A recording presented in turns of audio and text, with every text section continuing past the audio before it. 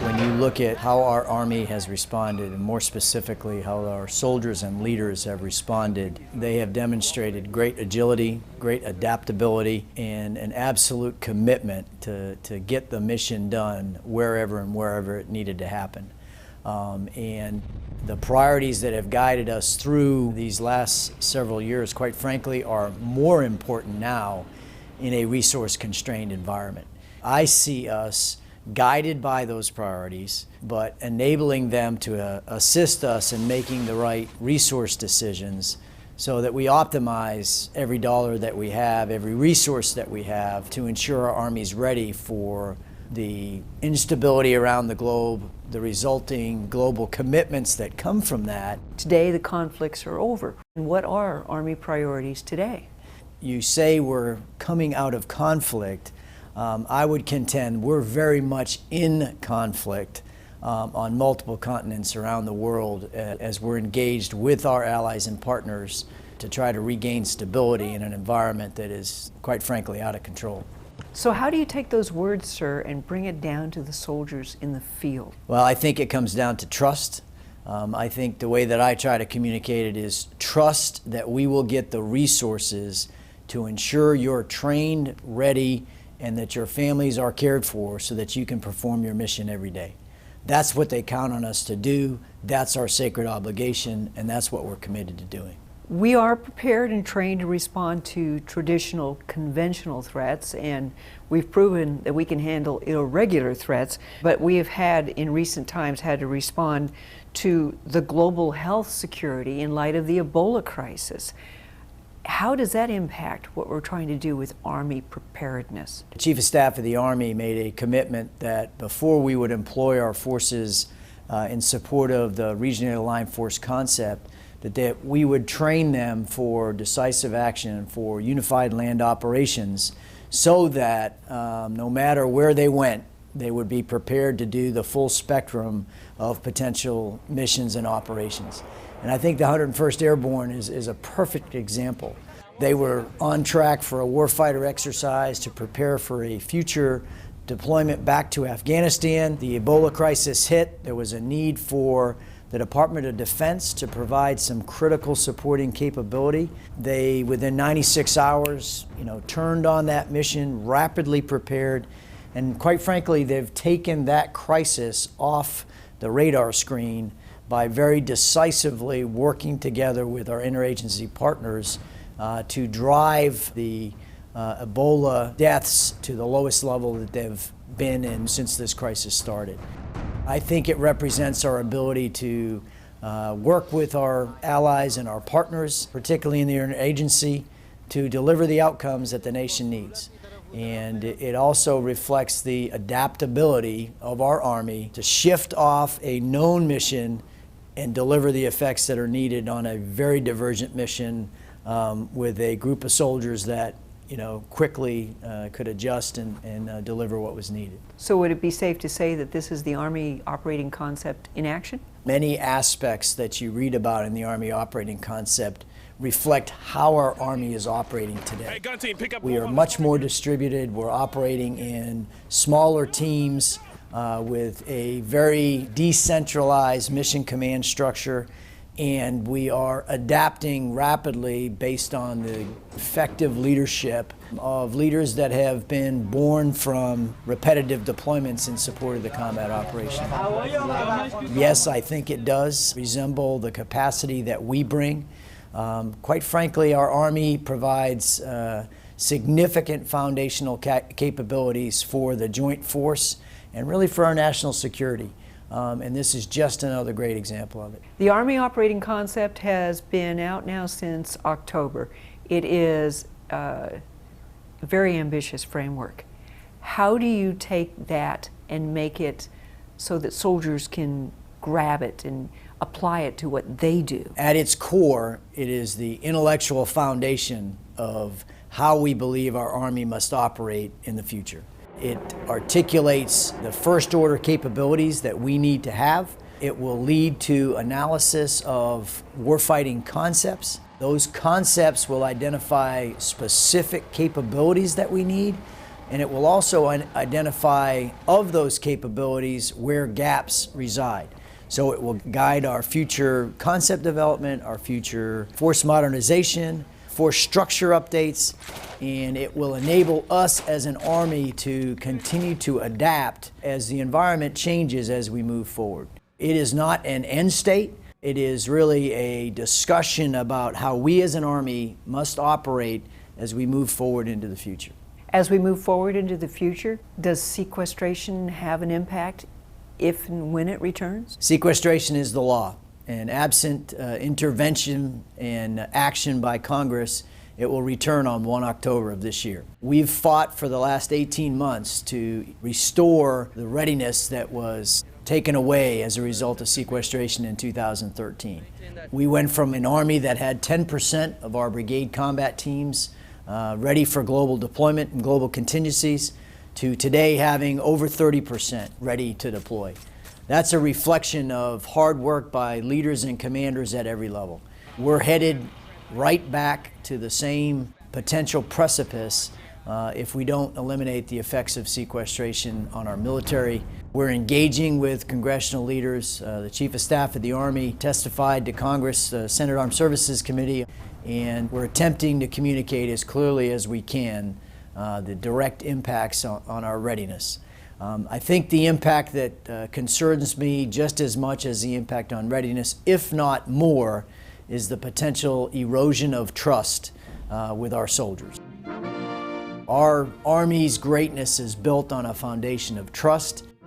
That trust is not irrevocable. If we fail to deliver the resources required to prepare them, to train them, to equip them for the missions that they are called to execute, and if we lack the capacity to succeed in those missions, I believe that trust is in danger. Sir, do you think Congress is listening? Well, we will field the Army that Congress budgets us for. We fully recognize that.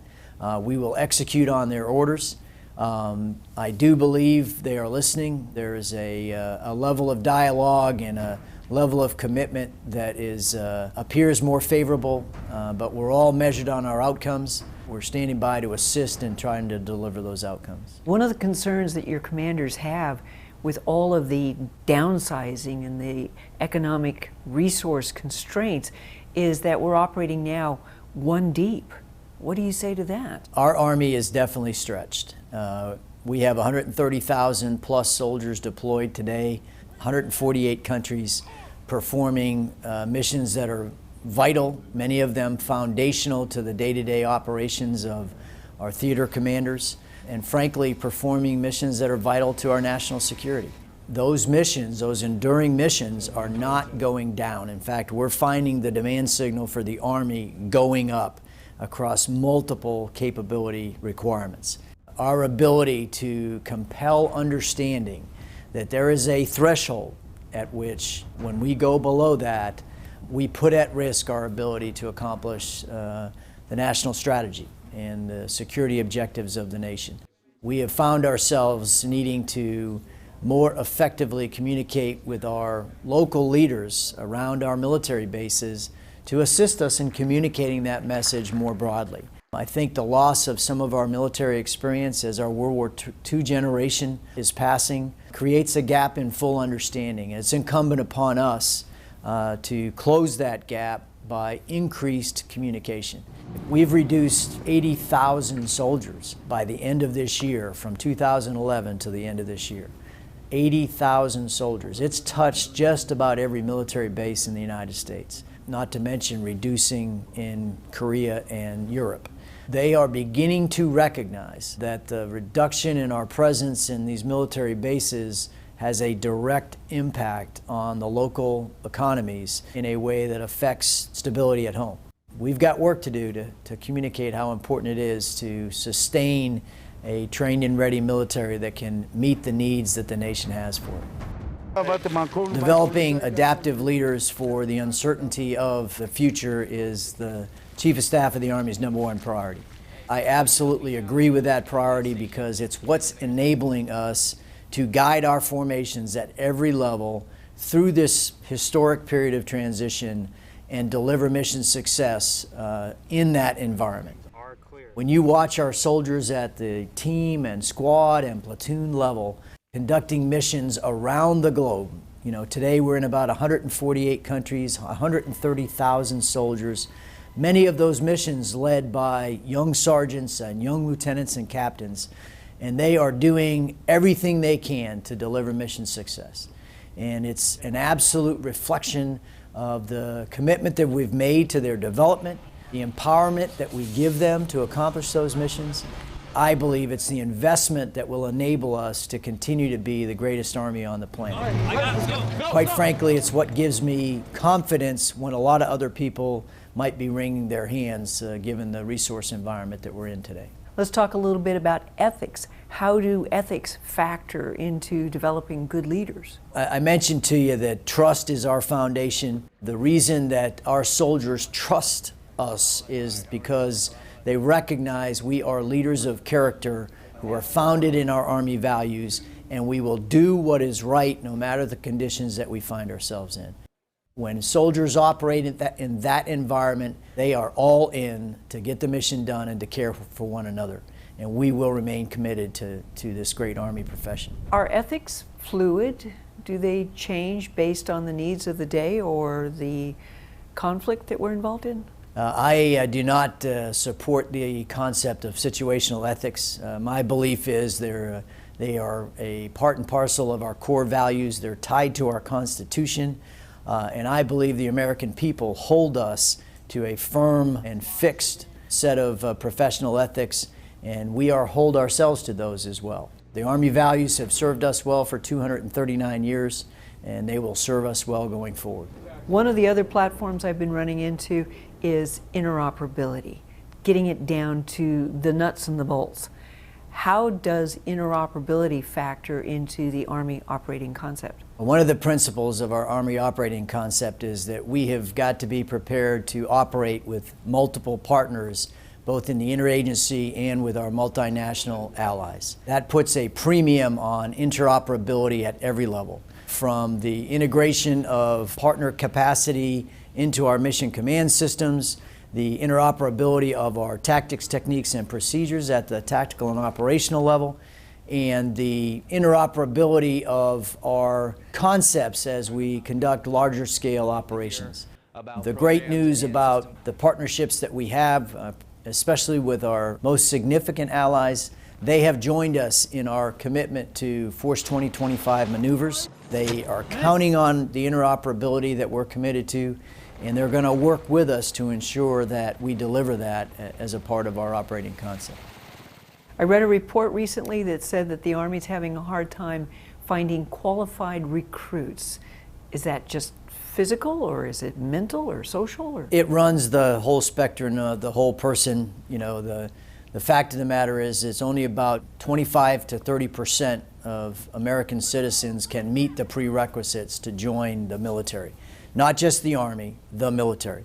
So we are competing for a very small section of our 17 to 24-year-old young men and women, and we are committed to ensuring that the very best and brightest choose the championship team that is the United States Army. What's keeping them from being qualified? It's a combination of physical, medical, criminal background.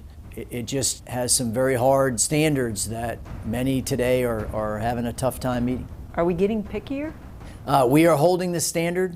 We are not lowering our standards on our accession quality. Our belief is that if you lower the quality, you increase downstream attrition, and you add to the burden that we already have present in our non-medically ready, non-deployable soldiers. So we need soldiers that are ready to serve globally as part of a globally responsive Army, and we need soldiers committed to Army values and to one another. I had an opportunity to meet with some of our great youth as part of the Army's All-American Bowl. There's a lot of great young students out there that recognize the Army for what it is, a great profession, a great team to be a part of.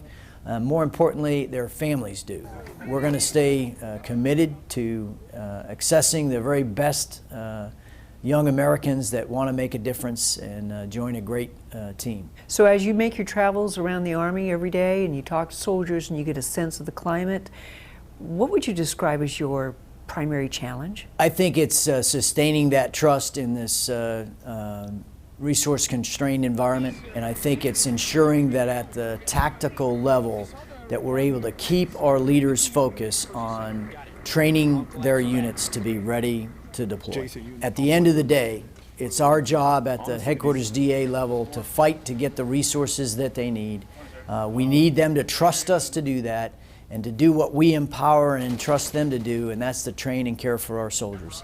If we do that effectively each and every day, our Army's going to be in great shape, just as it has been for these last 13 years, certainly deployed, answering our nation's call around the globe. What's the future of the Army? Our future is very positive. It's an Army that can excel under adversity. We've proven that, certainly in the combat environment over this past 13 years. My belief is that experience, that resiliency will ensure that we team together to remain the world's preeminent land power well into the future.